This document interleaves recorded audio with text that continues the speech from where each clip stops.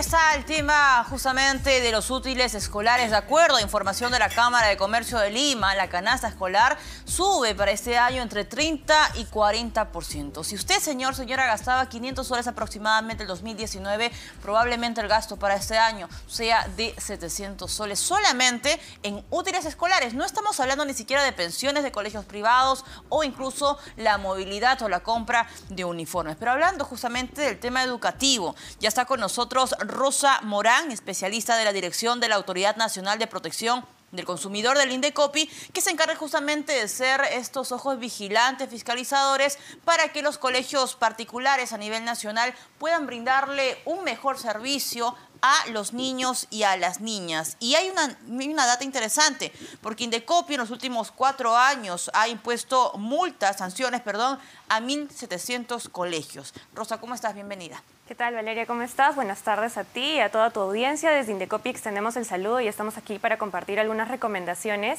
en el marco de nuestra campaña de Vuelta al Cole 2023. Esto de las sanciones que se han realizado a 1.700 colegios en los últimos 4 años, ¿qué tipos de sanciones son? Bien, en este caso estamos hablando de más de 1.700 sanciones impuestas a aproximadamente 600 proveedores. Esto quiere decir que hay reincidencias, ¿bien? ¿Qué conductas principales? En primer lugar, hay que tener en cuenta que el Indecopi supervisa, por un lado, el deber de idoneidad, que significa que el consumidor reciba lo que efectivamente espera obtener del servicio o producto, y el deber de información, que significa que el proveedor le brinde información veraz, oportuna, accesible, y que se encuentre acorde a lo que solicita cada consumidor. Entonces, principalmente esas son las conductas que se han sancionado. En el caso de la idoneidad es cuando el proveedor no cumple con las normas sectoriales, es decir, las aprobadas por el Ministerio de Educación y leyes afines, respecto a cómo se debe prestar un servicio educativo, es decir, las condiciones, currícula, el caso de, por ejemplo, cuando te direccionan a la compra de útiles escolares o uniformes en algún centro específico. Todo eso se engloba dentro de idoneidad y es la mayor cantidad de sanciones. Rosa, ¿entendemos por proveedores colegios? Así es, colegios privados. ¿Esto es a nivel nacional? ¿Estos 600 colegios sancionados en estos últimos 4 años es a nivel nacional? ¿Dónde se concentra la mayor cantidad?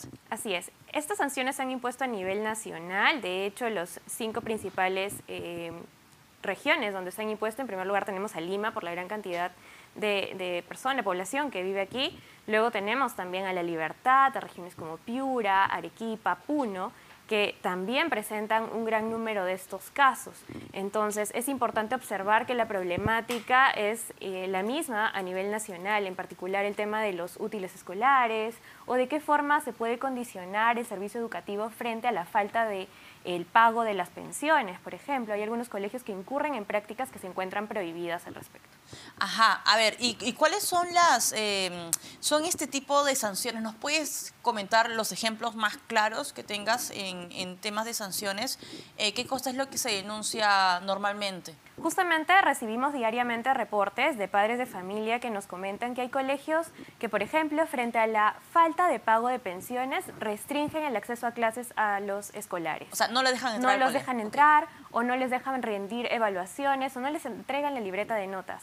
Este tipo de prácticas se encuentran prohibidas. Lo único que el colegio puede realizar es la no entrega de certificados de estudios por el plazo no pagado, pero esto tiene que haber sido informado previamente al padre de familia. ¿Cuánto tiempo de anticipación? 30 días antes del proceso de matrícula se debe informar todas las condiciones del servicio. Esta información, te comento, Valeria, se encuentra de hecho en nuestra guía Checa tu Cole que estamos lanzando como parte de esta campaña. Aquí los padres de familia van a poder encontrar diversa información sobre sus derechos como usuarios del servicio educativo y le va a servir una guía también en caso desee acudir al Indecopi para plantear un reclamo.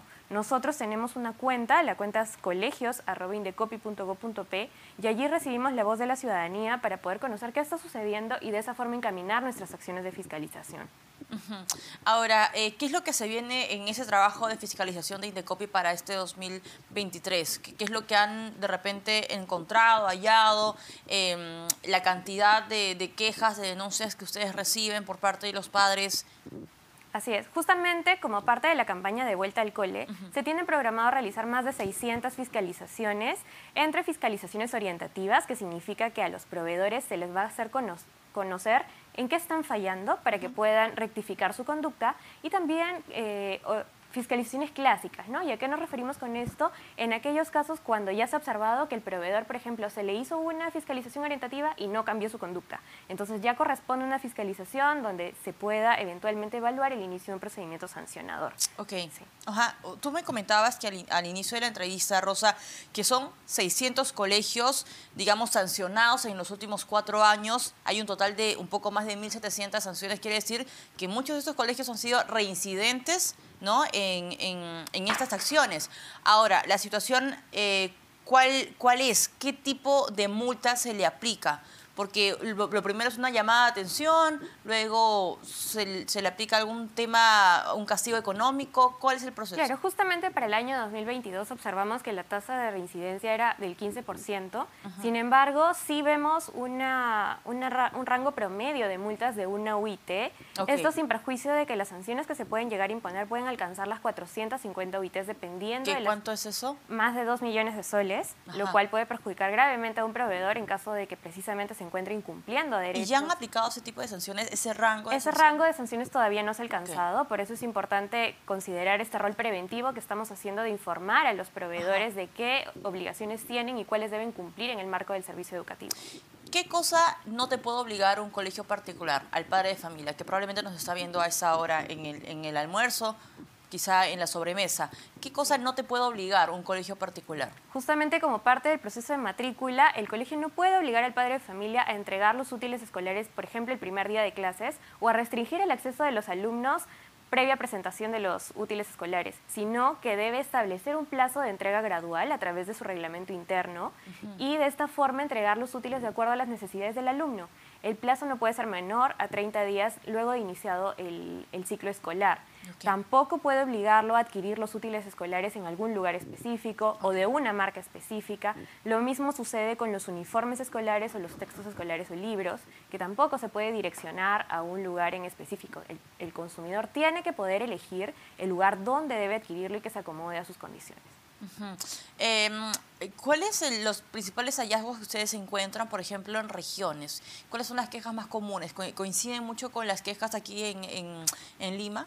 Sí, de hecho coinciden bastante con el tema de lo que es idoneidad y que no cumplen las normativas sectoriales. También vemos casos de incumplimientos a las normas de convivencia escolar. Los casos de bullying que nos aquejan siempre y de violencia escolar también son un tema que se reporta. La falta de disponibilidad del libro de reclamaciones. Esto es sumamente importante recordarle a los proveedores que el libro de reclamaciones tiene que ser una herramienta para que el proveedor pueda negociar y solucionar su problemática directamente con el consumidor. ¿Y es obligatorio el físico y el virtual? No, dependiendo de qué forma se realice la contratación. Por ejemplo, si existe un colegio que permita la contratación virtual de los servicios o brinde servicios virtuales, se puede tener un libro de reclamaciones virtual, pero tendría que tener también un libro físico de respaldo. Claro. Sin embargo, en todos los establecimientos físicos, como es el caso de los colegios privados, sí se requiere un libro físico donde los padres pueden acudir a llenarlo y de esta forma poder obtener una solución en el plazo de 15 días hábiles como máximo. Es improrrogable y el proveedor tiene que absolver el requerimiento del consumidor. Rosa, has mencionado un término interesante porque estuvo muy sobre la mesa hace algunos meses, que es el tema del bullying. Que con el caso de esta pequeña, ¿no? que estuvo gravemente herida. ¿Ustedes manejan ya la cifra de colegios, de la cantidad de colegios que han sido, digamos, que presentan quejas y demás por parte de los padres de familia por el tema del bullying? Bueno, por el tema del bullying... ¿Cuánto ha subido esa tendencia? Todavía no se observa la tendencia debido al corto tiempo en el que hemos visto. Sí hemos visto una leve alza, pero se han impuesto ya más de 100 sanciones por temas de incumplimientos relacionados al tema de convivencia escolar. Aquí recuerdo rápidamente algunas obligaciones, que es contar con el libro de registro de incidencias, contar con un comité que permite evaluar cada uno de estos casos, también reportar cada uno de los casos al CICB y el cumplimiento de los protocolos aprobados por el Ministerio de Educación. Aquí quiero aclararle a los padres de familia que el Ministerio de Educación cuenta con protocolos para cada tipo de violencia, aquella que es física, psicológica, aquella que viene por parte del personal del centro educativo y se dirige a los alumnos. Cada uno de estos casos cuenta con un protocolo aprobado por el Ministerio de Educación. Entonces, el padre de familia debe exigir que este protocolo se ejecute y cualquier incumplimiento de esto puede ser reportado al INDECOPI. Perfecto. Ahora, Rosa, hay otro tema también que está muy ligado con el tema del sector educativo, con las clases y demás, que es el servicio de movilidad, ¿no? Creo que hace unos 20, 25 años esto no era tan común, hoy sí lo es. ¿Cuáles son las recomendaciones que les puedes brindar a los padres de familia a la hora de contratar un servicio de movilidad? ¿En qué cosa hay que prestarle mucha atención? ¿Qué pasa si de repente esta persona con quien hacemos el contrato está incumpliendo algunas reglas? Porque me parece que en este caso pues no hay tanta formalidad, ¿no? Siempre son tratos de boca a boca, ¿no? Del vecino, del conocido. ¿Cuáles son, digamos, ahí los escenarios? Bueno, aquí es importante que el padre de familia asume un rol empoderado con su proveedor y exija conocer las condiciones del servicio. Ajá. Es importante que al proveedor se le exija, por ejemplo, de qué forma se va a realizar, horarios. Hemos visto casos, bueno, no tenemos todavía data concluyente sobre sanciones, por ejemplo, pero sí vemos en redes sociales, porque a través de nuestro Centro Especial de Monitoreo estamos siempre al tanto de lo que está sucediendo con la ciudadanía, de qué está pasando con la movilidad escolar, ¿no? Puede suceder movilidades escolares que no llegan a cumplir con los horarios establecidos o que realizan cobros distintos en fechas diversas. Entonces, en este caso, el padre de familia tiene que verificar que quien le realice la movilidad escolar cuente con una autorización. ¿De quiénes? Municipalidad provincial o, del caso de Lima y Callao, de la ATU, de la Autoridad de Transporte Urbano. Okay. Entonces, en este caso, para la autorización de la Autoridad de Transporte Urbano se requieren algunas señalizaciones, por ejemplo, que el vehículo cuente con las palabras servicio escolar, adelante y atrás, que cuente con medidas de seguridad implementadas, como el caso del extintor. Entonces, allí el consumidor es el encargado de verificar que precisamente el servicio que va a contratar cuente con estas garantías, ¿no? Que el conductor cuente también con el SOAT, que cuente con una licencia vigente. Ajá. Entonces, todo este tipo de información puede ser solicitada a la persona con la que contrata y en caso de que el servicio se incumpla de manera en que no se espera o falta el deber de seguridad, atentando así contra la salud de los niños, pueda reportarlo ante el INDECOPI. Rosa, solamente para terminar, ¿cuáles son los canales de atención por parte de INDECOPI? Si de repente los padres o madres de familia que nos están viendo a esa hora tienen alguna duda, alguna precisión o hacer incluso una denuncia, una queja. Sí, para finalizar, Valeria, si me permites, los invito a todos a revisar nuestra guía Checa tu Cole. En esta guía, además de la información que ya te he brindado, constan nuestros canales. Tenemos el correo electrónico colegios@indecopi.go.p, las líneas telefónicas 224-7777 para Lima y el 0800 440 40 para regiones, que es una línea gratuita. Además, tenemos también un servicio que se llama Reclama Virtual. Allí el consumidor puede ingresar directamente, llenar su reclamo y buscar que nuestra subdirección de atención al ciudadano pueda contactar al proveedor y ver si logran un acuerdo conjunto. Perfecto. Rosa, muchas gracias por acompañarnos. Rosa Morán, especialista de la Dirección de la Autoridad Nacional de Protección del Consumidor del INDECOPI, estuvo con nosotros. Señoras, hacemos una pausa y regresamos con más aquí en Economía para Todos.